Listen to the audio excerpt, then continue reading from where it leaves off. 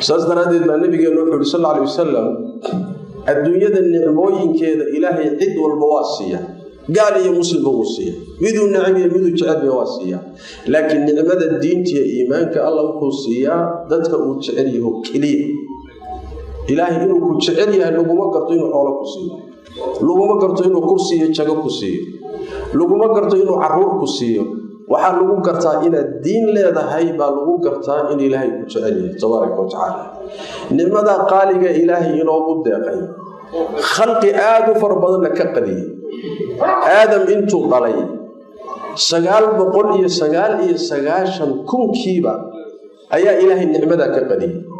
kunkiiba hal buu Ilaahay mu'min ka dhigo muslim ka dhigo oo nimada laga siiyay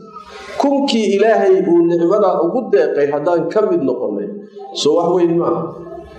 soo wax qaaliya ma soo wax Ilaahay tabaaraka wa taala inuu khasisay ma nimadaasi marka shukri u baahanto nimo kasta haduu Ilaahay ku siiyo waxay u baahan tahay inaad ka mahad celiso Ilaahay marka waa ku siyaadinay la in shakartum la zidannakum hadad shukridaan waa idin kordhinay